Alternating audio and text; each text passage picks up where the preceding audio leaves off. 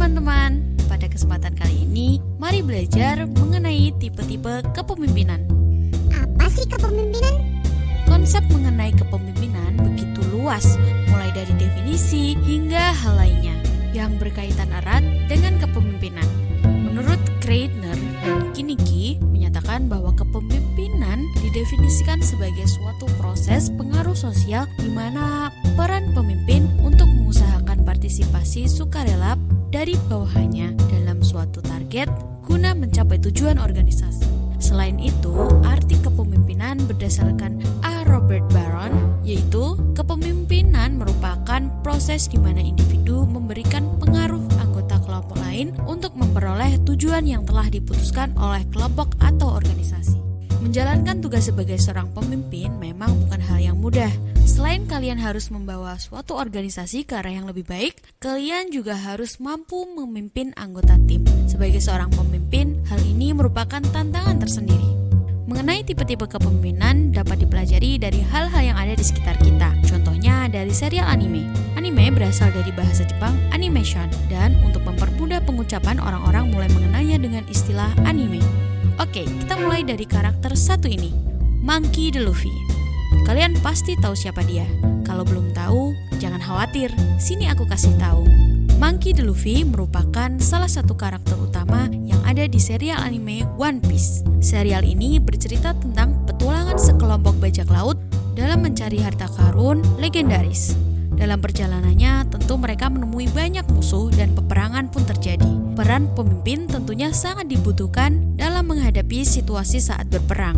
Gaya kepemimpinan Monkey D. Luffy yang ditampilkan pada episode 235 menganut gaya kepemimpinan otokratis.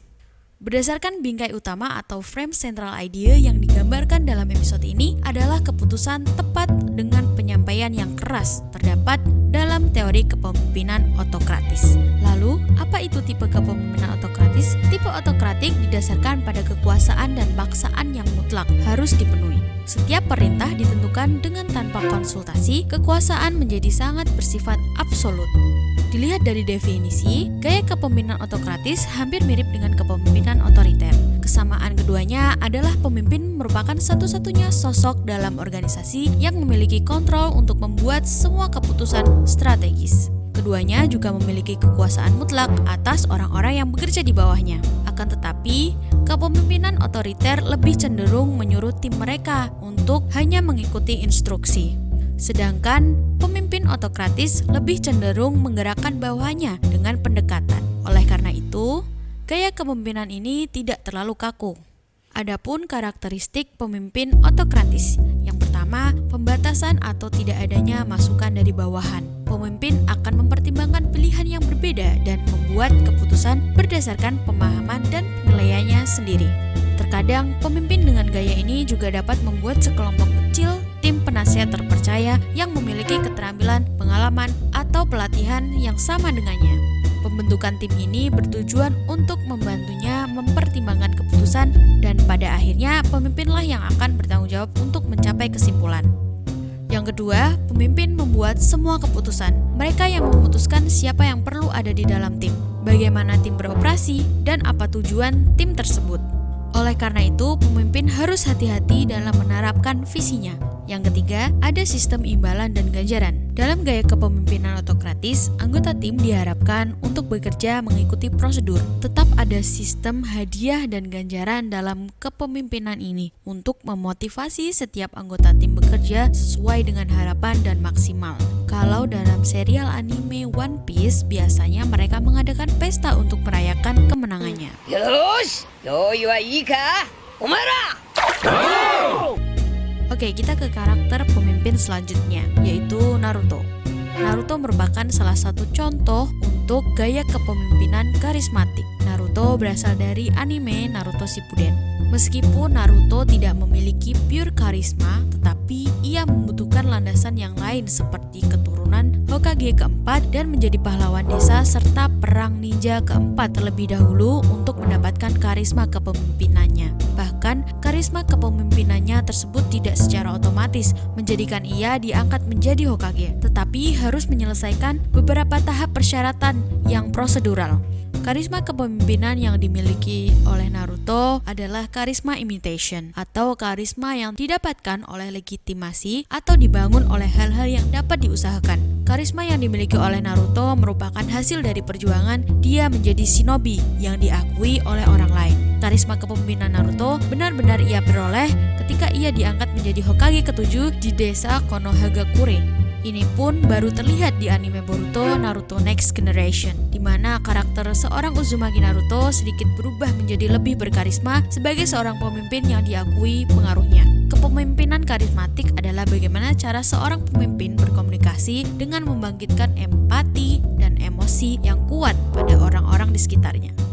Pemimpin karismatik sering dianggap sebagai sosok orator yang mahir menyampaikan visi. Pasalnya, seorang pemimpin karismatik mengandalkan gaya berbahasa yang fasih, pesona daya tarik, dan kemampuan merayu dalam mencapai tujuan tersebut. Adapun ciri kepemimpinan karismatik. Yang pertama, aura yang kuat. Pemimpin karismatik dianggap berbudi luhur karena bisa menunjukkan harkat dan kepercayaan diri yang kuat. Dengan kepercayaan diri yang kuat, mereka dapat mempertahankan kontak mata dengan siapapun lawan bicara mereka dan membuat orang lain merasa bahwa pendapat dan visi mereka berharga. Yang kedua, keterampilan menjalin koneksi. Orang-orang dengan gaya kepemimpinan karismatik memiliki bakat unik untuk berkomunikasi secara efektif, serta mampu mengenali kebutuhan emosional orang-orang di sekitarnya. Bahkan, mereka merasa penting untuk bisa menempatkan diri pada posisi tersebut dan mencari tahu apa yang sebenarnya mereka butuhkan. Yang ketiga, kemampuan dalam memanage situasi. Pemimpin karismatik juga tahu bagaimana memanfaatkan body language dan membaca atmosfer lingkungan untuk membuat orang lain merasa nyaman. Dengan begitu, mereka juga mampu mengantisipasi dan mengendalikan gejolak emosional yang dapat menyebabkan stres atau kegaduhan. Yang keempat, public speaker yang andal. Seringkali orang-orang dengan gaya kepemimpinan karismatik adalah pembicara yang berbakat. Banyak yang mahir dalam merajut kata-kata yang tepat dan efektif untuk menyampaikan pesan, baik itu saat berbicara empat mata atau di hadapan ribuan orang. Yang kelima, mampu introspeksi diri. Kepemimpinan karismatik mahir mengintrospeksi diri dengan jujur. Mereka terus berupaya untuk memperbaiki dan memoles diri supaya bisa menghadirkan sosok yang patut dijadikan panutan. Para pemimpin ini memiliki kemampuan untuk keluar dari kerangkeng diri mereka sendiri dan mengkritik bagaimana mereka berperilaku, berinteraksi, dengan harapan dapat memunculkan dampak yang lebih relevan di masyarakat. Yang keenam, tekad dan ulet. Hidup penuh dengan cobaan dan perjuangan, akan tetapi pemimpin yang karismatik tidak mudah menyerah. Pemimpin percaya akan kemampuan diri sendiri untuk menghadapi tantangan secara langsung. Di saat bersamaan, mereka bisa mengilhami orang-orang di sekitarnya untuk melakukan hal yang sama.